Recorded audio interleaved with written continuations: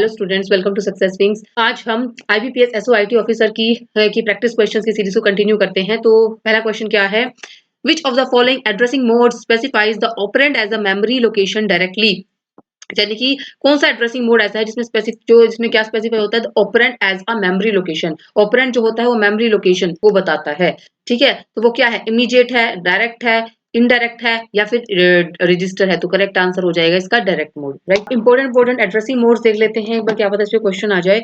तो immediate addressing क्या होती है? ऑपरेंड यानी कांस्टेंट वैल्यू इज जो कांस्टेंट वैल्यू है directly included as a part of instruction itself. जैसे कि यहाँ पे ना हमने ये ऑपरेंड के अंदर ही वैल्यू दे दी है। ठीक है, तो ये इमीडिएट एड्रेसिंग हुई। डायरेक्ट एड्रेसिंग क्या होती है? Address field in the instruction specify exact memory address of operand. ठीक है, ये मेमोरी एड्रेस बता दिया इस ऑपरेंड का क्या मेमोरी एड्रेस रहेगा, यानी कि जो यहाँ पे वैल्यू है वो किस एड्रेस पे है, तो वो एड्रेस ही मैंने यहाँ पे दे दिया, तो वो डायरेक्ट एड्रेसिंग हुई। इनडायरेक्ट मतलब कि इनडायरेक्ट एड्रेसिंग यानी कि address field points to memory location which in turn contains the actual address, यानी कि ये किसी कहीं पॉइंट कर रही है किसी रजिस्टर के ऊपर जहाँ पे वो एड्रेस रखा है उस वैल्यू का, जहाँ पे वो वैल्यू स्टोर है। ठीक है, जिसे हमें मूव कराना है। ठीक है, जिस डेटा को हमें मूव कराना है वो डेटा उस एड्रेस पे स्टोर है, तो वो इनडायरेक्ट वे में हमें एड्रेस दे रहा है। ठीक है, पहले कि इस रजिस्टर पे जाओ, इस रजिस्टर के ऊपर वो एड्रेस रखा है, उस एड्रेस पे जाओ, फिर वो वैल्यू में फेच हो जाएगी। रजिस्टर एड्रेसिंग क्या होती है? Operand is located directly with in a CPU register. जो ऑपरेंड है वो इस रजिस्टर पे ही पड़ा है, इस पे कोई एड्रेस नहीं पड़ा, इस पे डायरेक्ट वो वैल्यू रखी है, तो वो हो गया रजिस्टर एड्रेसिंग। ठीक है, रजिस्टर इनडायरेक्ट एड्रेसिंग क्या होती है? Instruction uses a register to hold the address of operand similar to indirect addressing। indirect addressing की तरह ही होता है but using a register instead of memory location। इसके अंदर register यूज किया जाता है, उसमें memory location यूज की जाती थी ना, कि क्या था कि यहाँ पे हमने register के ऊपर कोई memory location दे दी, जैसे bx register, इस पे हमने memory location बता दी, उस memory location पे हमारा डेटा पड़ा है। इसके अंदर क्या होगा? memory location ना देके हम register को यूज करेंगे कि इस register पे एक और register है जिसके अंदर हमारी वैल्यू पड़ी है। ठीक है, इंडेक्स एड्रेसिंग क्या होती है? Effective address is calculated by adding the contents of index register to the base register. Sorry, base address के अंदर जो इंडेक्स रजिस्टर की वैल्यू है हम वो ऐड करेंगे और हमें हमारा एड्रेस मिल जाएगा, तो वो होता है इंडेक्स एड्रेसिंग। डिस्प्लेसमेंट एड्रेस, जैसे यहाँ पे एग्जांपल दे रखा है मूव ax, यहाँ पे bx है, बेस रजिस्टर के अंदर हमने इंडेक्स वैल्यू को ऐड कर दिया। ठीक है, तो हमारा वो इंडेक्स एड्रेसिंग हो गया। ठीक है, तो हमें वो एड्रेस मिल जाएगा। डिस्प्लेसमेंट एड्रेसिंग होती है कॉम्बिनेशन ऑफ डायरेक्ट और इंडेक्स एड्रेसिंग का कॉम्बिनेशन होता है डिस्प्लेसमेंट या रिलेटिव एड्रेसिंग। इम्प्लाइड एड्रेसिंग क्या होती है? जो ऑपरेंड लोकेशन है is implied by instruction itself. Instruction के अंदर ही ऑपरेंड की लोकेशन होती है, जैसे सीएलसी है, कॉम्प्लीमेंट कैरी फ्लैग। तो ये क्या है? इसी के अंदर ही हमें अपना डेटा मिल जाएगा। ठीक है, जैसे एक्यूमुलेटर हुआ, ठीक है, जिसके अंदर हम स्टोर कर सकते हैं। ठीक है, अपना जो टेम्परेरी डेटा है उसको स्टोर कर सकते हैं। ठीक है, तो एक्यूमुलेटर हुआ, सीएलसी हुआ, ये इसके एग्जांपल है। स्टैक एड्रेसिंग होती है operands are access using stack pointer register, जैसे तो इसके अंदर stack addressing auto increment auto decrement होता है। After operand is access the address is associated register is automatically, जैसे ही ऑपरेंड एक्सेस हो जाएगा उसके बाद क्या करेगा? Address in the associated register automatically क्या करेगा? या तो इंक्रीमेंट करेगा, डिक्रीमेंट करेगा। ठीक है, which is useful for implementing loops और स्टैक्स में इसका यूज होता है। Right, which system call is use to create a new process in Unix and Linux? तो कौन सी कॉल यूज की जाती है? To create a new process. New process को क्रिएट करने के लिए हम ये यूज करते हैं, फॉक यूज करते हैं, वेट या फिर एग्जिट। तो करेक्ट आंसर इसका फॉक यूज किया जाता है। ठीक है, नाउ सेगमेंटेशन, एक्सटर्नल फ्रेगमेंटेशन वो ओकर होती है, नहीं ओकर होती है, depends on the page size या फिर इज जीरो। तो सेगमेंटेशन में एक्सटर्नल फ्रेगमेंटेशन ओकर होती है, तो करेक्ट आंसर इसका ए हो जाएगा। Now, which programming language is commonly used in artificial intelligence and logic programming? इसके अंदर कौन सी लैंग्वेज यूज की जाती है? COBOL, FORTRAN, C या Prolog? तो करेक्ट आंसर इसका Prolog हो जाएगा, यानी प्रोग्रामिंग इन लॉजिक, प्रोग्रामिंग।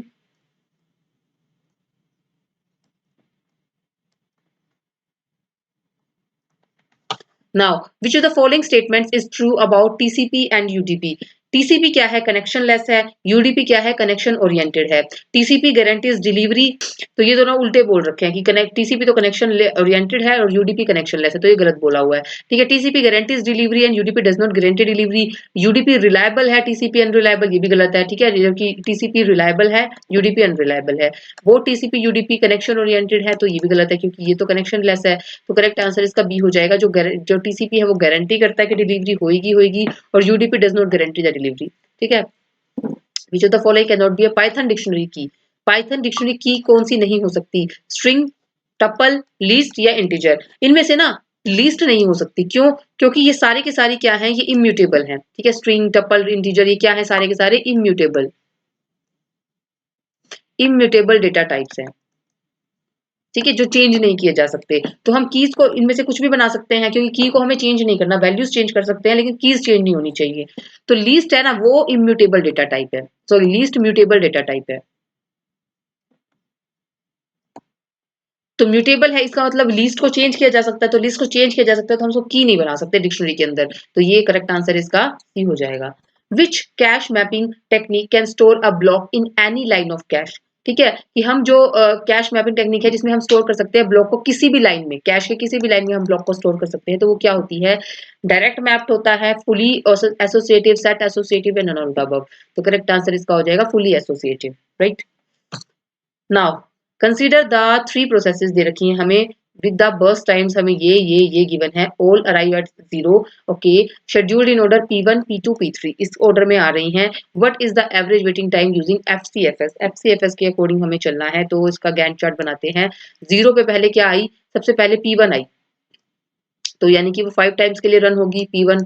उसके बाद P2 आई, P2 कितने टाइम के लिए रन हुई? 8 टाइम्स के लिए, तो 5 8 कितने हो गए? 13 के लिए। ठीक है, 13 टाइम्स तक रन हुई।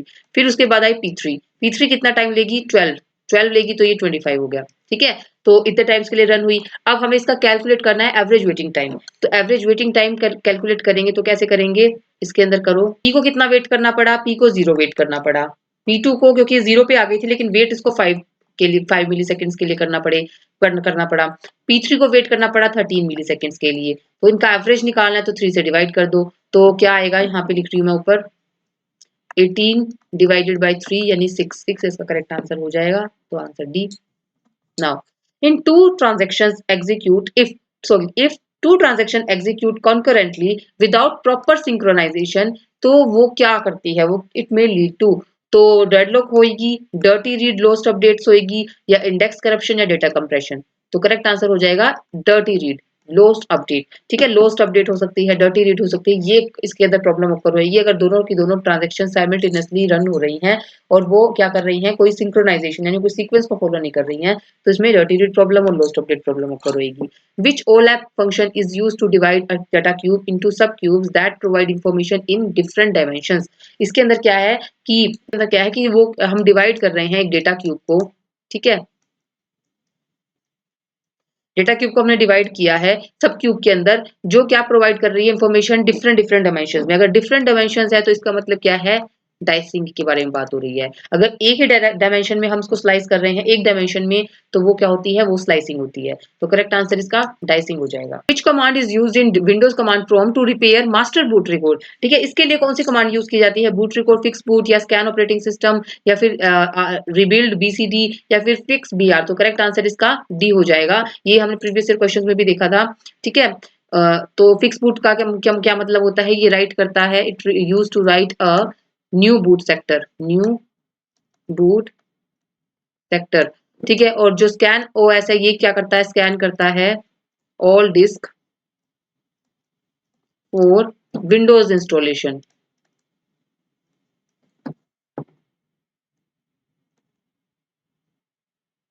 ठीक है, और जो रिबिल्ड BCD है ये क्या करता होता है? रिबिल्ड करता है क्या? It rebuilds the boot configuration data, यानी कि जो रिस्पॉन्सिबल है कि कौन सा ऑपरेटिंग सिस्टम अब बूट करना है हमें। ठीक है, विच ऑपरेटिंग सिस्टम टू बूट, तो वो इंफॉर्मेशन होती है इसके अंदर। और फिक्स MBR होता है, जो इसका करेक्ट आंसर हो जाएगा to repair the master boot record, right. The bootstrap CSS framework is primarily used for, जो bootstrap cascading style sheet framework है वो किस लिए यूज किया जाता है? डेटाबेस डिजाइन के लिए, फ्रंट एंड रिस्पॉन्सिव डिजाइन के लिए, सर्वर साइड स्क्रिप्टिंग के लिए, या क्लाउड डिप्लॉयमेंट के लिए? तो फ्रंट एंड रिस्पॉन्सिव टाइम के लिए हम यूज करते हैं CSS को, बूटस्ट्रैप CSS फ्रेमवर्क को। ठीक है, which of the following is used for decorators in Python? Decorators के लिए हम पाइथन में क्या यूज करते हैं? ये सिंबल, ये हैश, डॉलर, या एंड। तो एट द रेट, ये सिंबल हम यूज करते होते हैं किसके लिए? डेकोरेटर्स के लिए।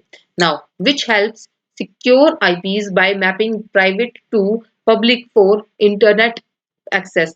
ठीक है, तो ये आ जाएगा आपका network address translation protocol, right, NAT। Which protocol maps IP address to MAC address, तो ये भी बहुत इजी क्वेश्चन है, ये क्या है, सिंपल एआरपी है, ठीक है। Now which symbol access variable values in Unix shell scripting, ठीक है, तो कौन से हम सिंबल यूज करते हैं to access the variable values, Unix shell scripting के अंदर हम क्या यूज करते हैं, हम यूज करते हैं डॉलर का, ठीक है, अगर हमें वेरिएबल्स को एक्सेस करना है तो। Now which statement correctly differentiate between IMAP from POP3, तो IMAP डाउनलोड कर लेता है और POP3 सर्वर पे ही रखता है मेल्स को, तो ये हो गया। या फिर IMAP allows multiple device access, या POP3 सिंगल डिवाइस है तो POP3 या फिर सिंक्रोनाइज कर सकता है, IMAP does not need internet, POP3 does, तो इसका करेक्ट आंसर हो जाएगा बी, ये अलाउ करता है मल्टी डिवाइस एक्सेस को और POP3 सिंगल डिवाइस एक्सेस को, तो करेक्ट आंसर इसका क्या हो जाएगा, बी हो जाएगा, right. IMAP means internet message access protocol, right, और POP3 का मतलब post office protocol, right. What happens when cascade on delete is set in SQL, तो only parent rows deleted, या फिर both parent and child rows deleted, या only child rows deleted, या फिर constraint violation, तो correct answer हो जाएगा both parent and child rows delete हो जाएंगी, यानी कि अगर हमने parent को डिलीट किया तो उसकी child nodes ऑटोमेटिकली डिलीट हो जाएंगी, राइट। तो विच of the following statement correctly differentiate between drop and truncate in SQL, तो ड्रॉप क्या करता है, रिमूव करता है सारी रोज को but keeps the data table structure, तो ये गलत है, ये तो क्योंकि स्ट्रक्चर को भी रिमूव कर देता है ना, तो drop remove the entire table including its structure, whereas truncate removes only the rows but retains the table structure, तो ये ठीक है। Drop can be roll back, नहीं, ये गलत है। Drop is faster than truncate but because it is not use logging, तो ये गलत है, ये करेक्ट इसका ये हो जाएगा कि इसके अंदर टेबल स्ट्रक्चर भी रहता है, और जो ट्रंकेट होता है वो रोज को डिलीट कर देता है एक ही बारी में, लेकिन उसके अंदर स्ट्रक्चर रहता है, right. The octal equivalent of binary number ये दे रखा है, तो वो क्या है, 101101110, ये दे रखा है, तो हमने इसको ना थ्री पार्ट्स में डिवाइड करते चले जाओ, ये बन गया पार्ट एक पार्ट ये बन गया, एक पार्ट ये बन गया, तो ये क्या है, ये क्या है, ये 1 2 4, ये 1 2 4, ये प्लेसेस है ना इसके 1 2 4, ठीक है, तो ये क्या बन गया 6 बन गया, ये क्या बन गया 5 बन गया, और ये क्या बन गया 5, तो 5 5 6 आंसर आ जाएगा, तो करेक्ट आंसर इसका क्या है, B. In Java keyword final can be apply to, keyword final कहाँ पे अप्लाई किया जा सकता है, क्लास ओनली पे, मेथड ओनली पे, वेरिएबल मेथड क्लास पे, या कंस्ट्रक्टर पे, तो ये हम फाइनल कीवर्ड अप्लाई कर सकते हैं वेरिएबल पे भी, मेथड पे भी और क्लास पे भी, right. The default value of uninitialized static variable in C is, जो अनइनिशियलाइज्ड स्टैटिक वेरिएबल है सी में उसकी डिफॉल्ट वैल्यू क्या रहेगी, गार्बेज वैल्यू ले लेगा कुछ भी, या जीरो, नल, या रैंडम वैल्यू, तो करेक्ट आंसर हो जाएगा zero. Fog computing is mainly use to, fog computing किस लिए यूज की जाती है, रिप्लेस करना क्लाउड को, एक्सटेंड करना cloud services closer to the devices, या रिड्यूस करना एज डिवाइसेस को, या स्टोर करना डेटा परमानेंटली, तो करेक्ट आंसर हो जाएगा इसका बी, कि एक्सटेंड करना cloud services closer to the devices. In AI the process of improving model accuracy by adjusting weights is known as, वो क्या होता है, टेस्टिंग, ट्रेनिंग, नॉर्मलाइजिंग, या ट्यूनिंग, तो करेक्ट आंसर हो जाएगा training. Hypervisor is related to, hypervisor किससे related होते हैं, वर्चुअल मशीन्स पे। कंटेनर्स क्या होता है, containers in cloud computing are used for hardware management, या आइसोलेटिंग एप्लीकेशंस एंड डिपेंडेंसीज, या क्रिएट करना वर्चुअल मशीन्स को, या मैनेज करना स्टोरेज को, तो ये होता है it is used to isolate applications and their dependencies. आज के लिए इतना ही, अगर आपको आज की वीडियो अच्छी लगी है तो प्लीज इसको लाइक कीजिएगा, चैनल को सब्सक्राइब कीजिएगा, अपने व्यूज कमेंट में शेयर कीजिएगा, थैंक यू।